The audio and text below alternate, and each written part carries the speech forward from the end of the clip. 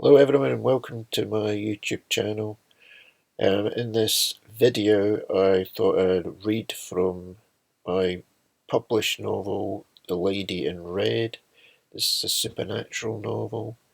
I plan to read from the prologue, which will set the scene for what then transpires for the rest of the novel. So here it is here. And this is how it starts. This is the prologue. Southeast England, 1830. The air was dense with smoke. An acrid smell pervaded the dimly lit tavern.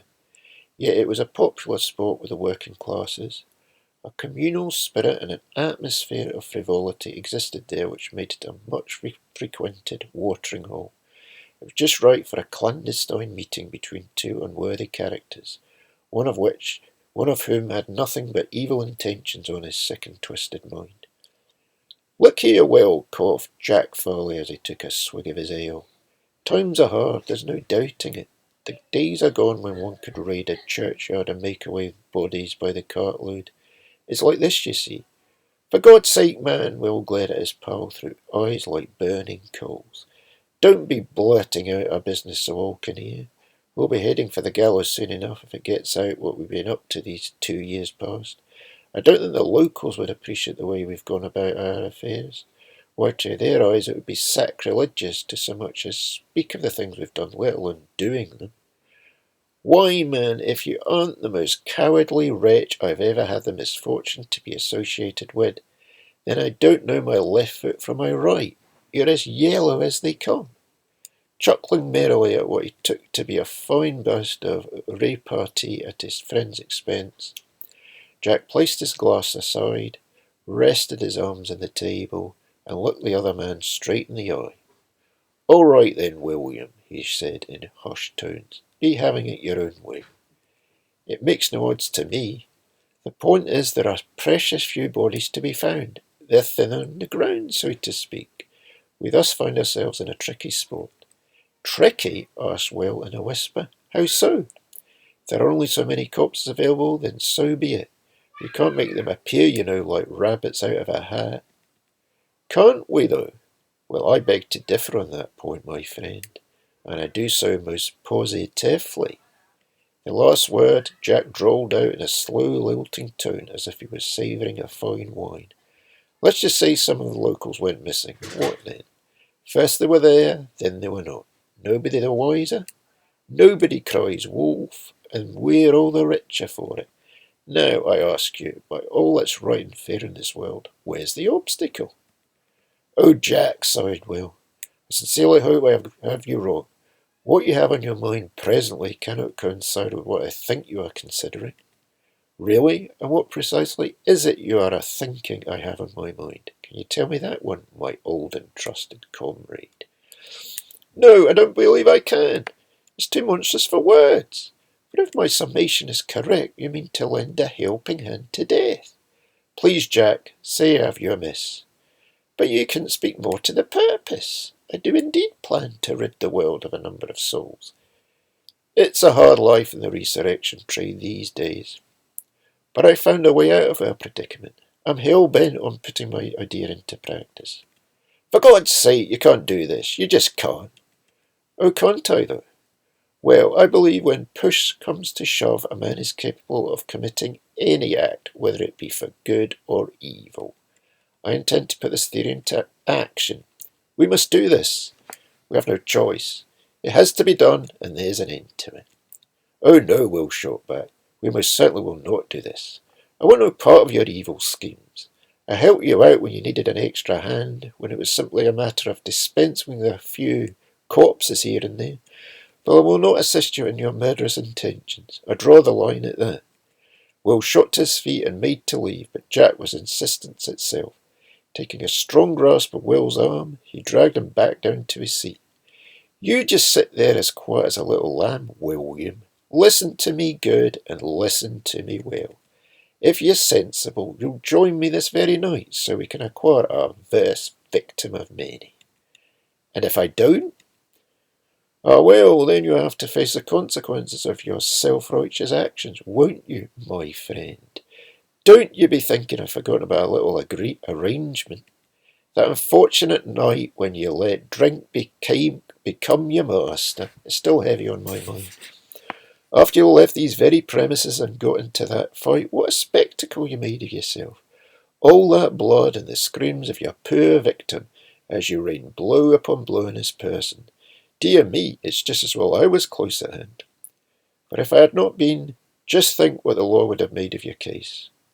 A young man found dead in a deserted alleyway with no witnesses to the crime. Apart that is from my good self, and thus we can enjoy our profitable partnership. Damn and blush for that folly. I wish with all my heart I confessed. There had been a man and admitted my guilt and let the law judge me. But no, I allowed myself to be bled dry. Indeed you did, indeed you did. But as to a continuation of our friendship, of our partnership, I'm sure you will now oblige me with your assistance in my hour of such pressing need. Pah! Spat out a disgusted Will, as if you needed to even ask the question. Come, let's be on our way. The sooner we get this ugly business out of the way, the better. The two men lunged out of the smoke-filled Hare and Hounds and made their way through the cold night air. Having reached a darkened side street, Jack motioned his colleague that they should take that route. Now then, drawled Jack with steely determination, who shall we choose for our first victim, I wonder? There aren't many folks around at this time of night. Looks like we'll have to wait a while for fate to come to our aid. Fate, he calls it. That's a funny word to use for a grisly task, but then that's you all over. I've always thought you were. Hold it, Will! Jack was firmness itself as he brought a halt to the other man's conjectures. Here's one who looks ripe for the picking. Yes, indeed, a fine figure of a man. He's young with a strong build. Just the sort of subject the doc will take a fancy to. Right, get to work. Go to the end of this alley and stand on the corner. Then plead for assistance. Make out you're dying of hunger and thirst. Here, disarray your clothes so you look the part and stagger against the wall over there. He'll certainly come to your aid then. Go on, get to it. With that, Will was off as if his very life depended on it. He played his role well. Staggering along the street, he collapsed next to the wall as a despairing look passed over his features. Sir, he cried out to the young man in a throaty, rasping voice. Oh, please, sir, I beg of you. If you could only help me, I would forever remain in your debt. What now? Returned the man as he took in Will's stooping figure. It looked like it was only the wall which was holding him up. Are you not well? How can I be of assistance? As Will turned to his side, he could see Jack motioning further down the alleyway. He knew exactly what was expected of him. Performing like a veritable Garrick in his prime, he stumbled further along the wall and fell down in a dishevelled heap. Dear Lord, explained the young man as he knelt over Will's prone form. Jack had been lurking in the shadows as Will first fell to the ground and then looked on as the stranger sank to his knees to check him over. With a grim smile, he reached into his waistcoat and retrieved a steel cord. As he approached his impending victim, a rasping cough escaped from him, unwittingly alerting the man to the danger he was facing. He turned around and let out an outraged cry, but Jack was alert to the situation and quickly placed a hand over his mouth. Desperately struggling with his adversary, he began to rue the decision to select a well-built personage for the victim. Somehow, however, he was able to force him up against the wall, and as Will held the man fast, he placed the steel cord over his jerking neck and throttled him until his lifeblood had seeped out of him like water down a drain. Finally, Jack let the body fall to the ground alongside another one who was anything but dead. Good Will, said Jack as he brushed the blood-stained cord against the cravat he had brought along for the purpose. You can get up now, and congratulations on an excellent performance. You could have had a career on the stage. You're wasted in our profession. I'll thank you not to joke, retorted Will in disgust. In heaven's name, you've just killed a man, and you're making light of it. That's monstrous. Oh, come now, William. This is no time for petty recriminations. There's plenty of work still afoot. First, we have to dispose of the body. Bring your gig round to the corner and we'll place him in the bag. Out of sight, out of mind. Will didn't stop to contest the point. He quickly sped off to reclaim his gig. Jack lifted up the corpse and dragged him to the back of the gig, lifting him up and placing him roughly down inside the gig with Will's help. Right then, Jack clapped his hands. Let's be on our way. What? We're going to London tonight? Of course, man, of course. You didn't expect us to leave the body lying around, did you?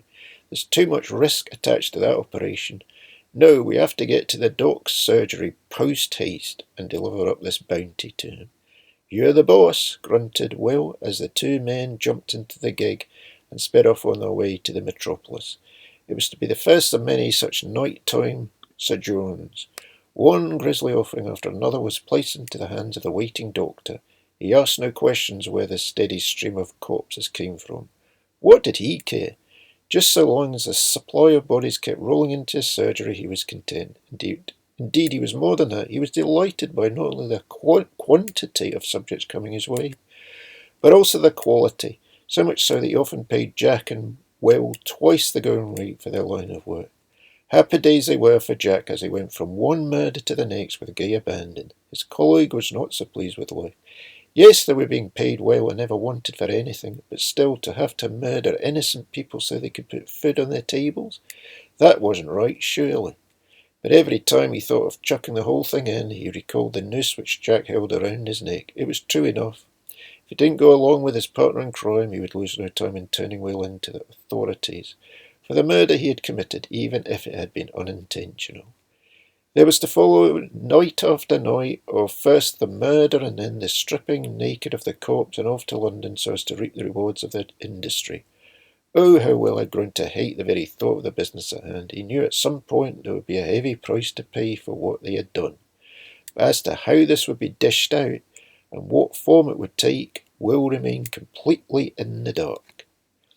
So that is the conclusion to the prologue of The Lady in Red. I hope you've enjoyed this reading. And if you have, and you like my other videos, please remember to click the subscribe button and also to click the bell and set it on all so you'll receive all notifications of my future videos. Thanks again for tuning in, and I look forward to seeing you next time. Bye for now.